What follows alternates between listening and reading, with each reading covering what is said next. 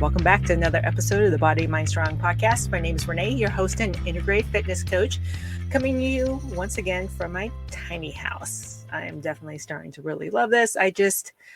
For anyone who lives tiny, knows that the importance of going outside is really important, and dealing with triple digit temperatures is not really conducive to that. So we are counting down. The summer's already halfway over. We've already passed the longest day of the year. Not the longest day, the longest sunny day of the year. So hopefully it will start slowly cooling down. But anyways, I digressed. We are on episode, I believe, 31 today, and I'm going to be talking about some basics of macros. And I'm also going to let my geek side kind of fly a little bit because I love PowerPoint. So I'm going to totally geek out over PowerPoint today.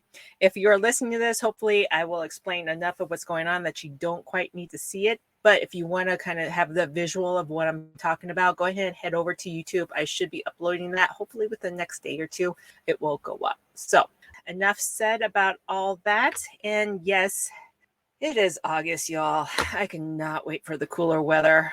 For those who don't know, I'm actually living in the desert, and this is the first time I've been in the desert in 10 years for the whole summer. I grew up in it, and I keep trying to leave, and I've lived in cooler climates the last couple months. Actually, my bad, last couple of years. Actually, 10 years to be precise. So I am struggling right now with this temperature. Winter's coming. All right, anyways, here we go.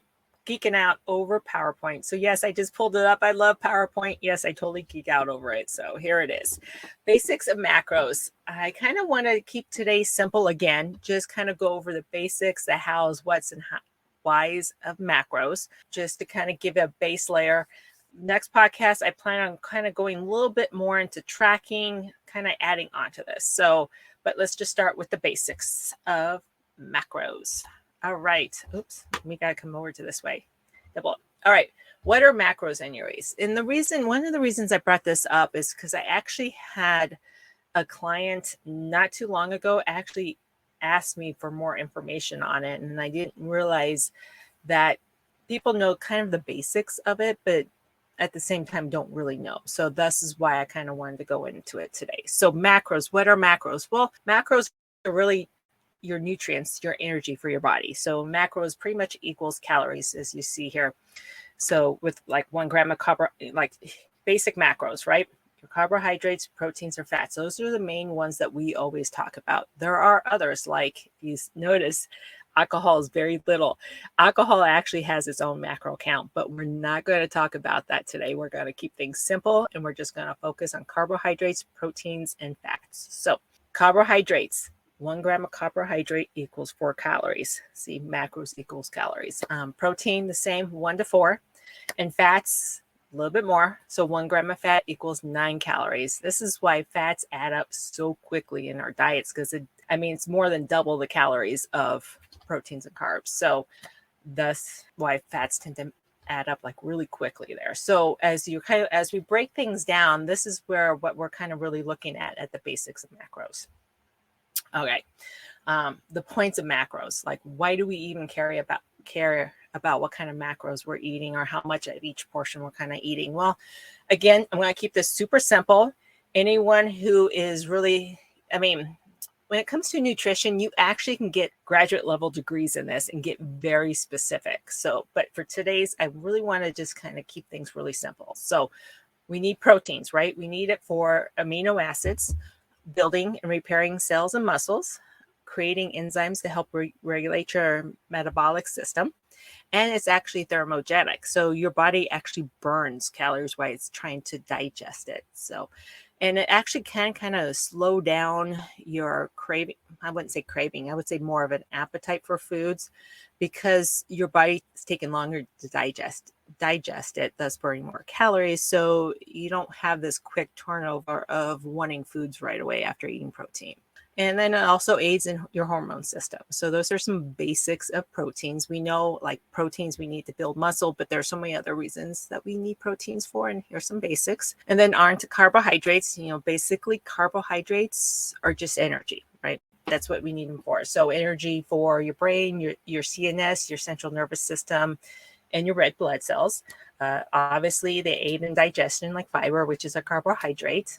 They help you feel fuller as well. And during high intensity exercises, that is what your body pulls from first, or your carbohydrates storage. And again, like I said, it's very simple explanation of it, but it pulls from that to help fuel your body for energy again, right?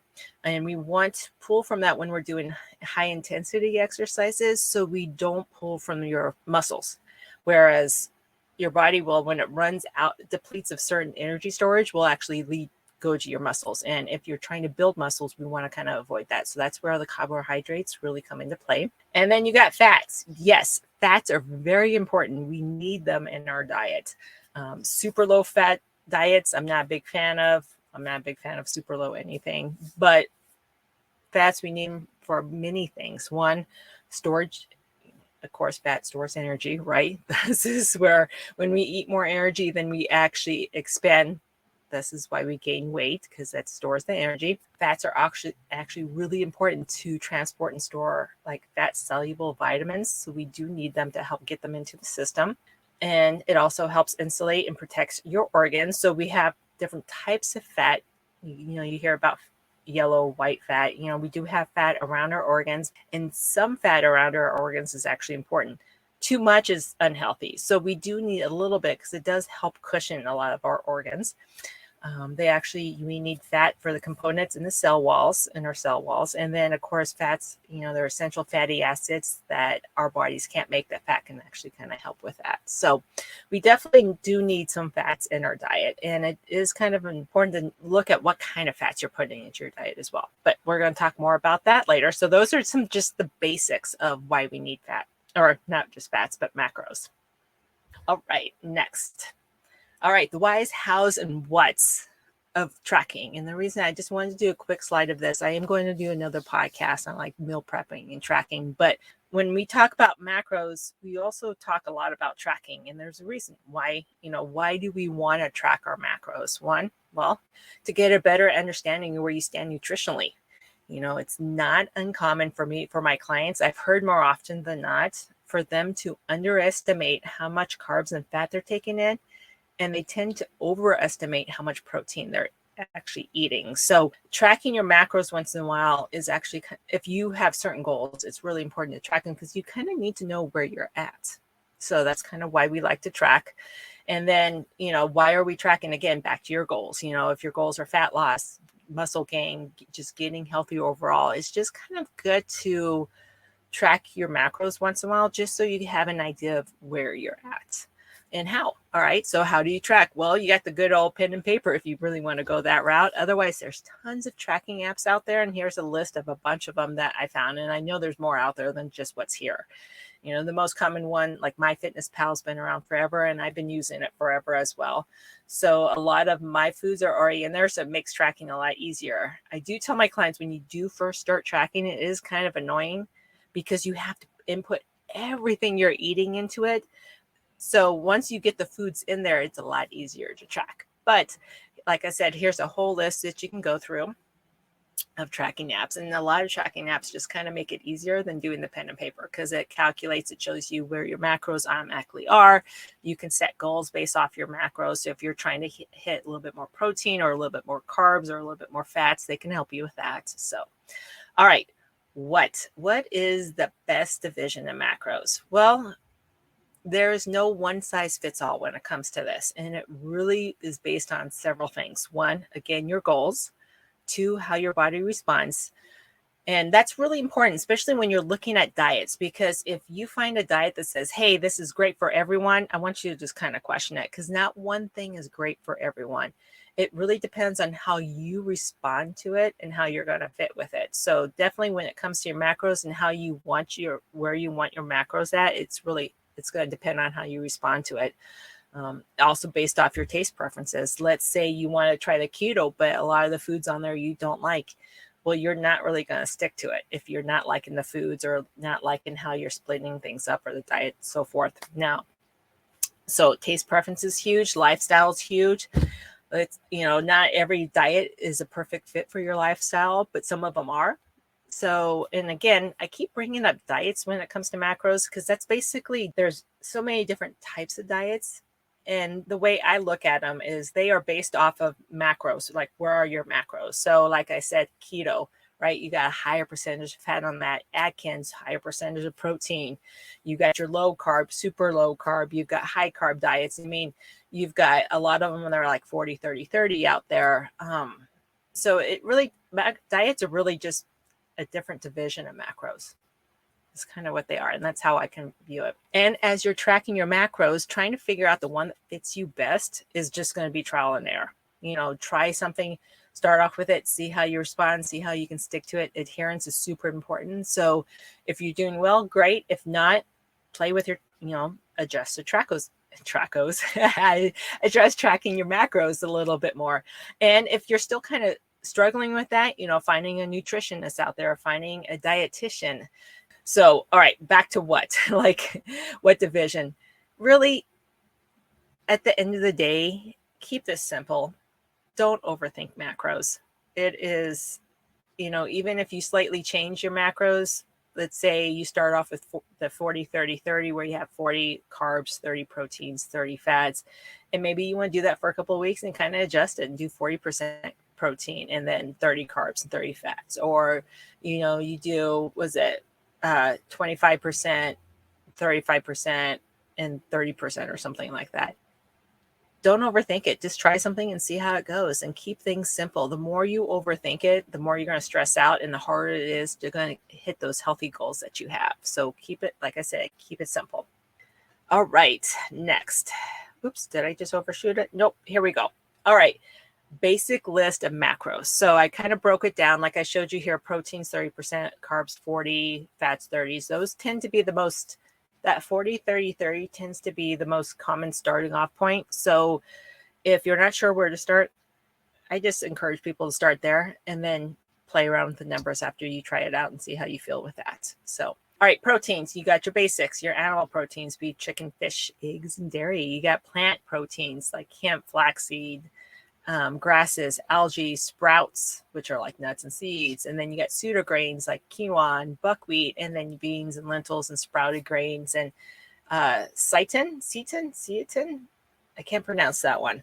It's a wheat protein. And then you have like your tempeh and your tofu. And I know tofu for a while got a bad rap with hormones, but I think that's what I'm seeing is women who are menstruating, they're starting to see some kind of not so good correlation, but that could have been an old study. I'd like to see what kind of new studies come out because there are some newer stuff coming out with tofu in menopausal women. So that tofu is actually really good for you when you're going into menopause. So definitely I want to check out some more research in that, and I will get you guys more information on that because I really want to know a little bit more about the tofu and how it impacts hormones and like who it helps and who it may not, etc. So, all right, carbohydrates. You got your common, your breads, grains, tortillas, your pastas.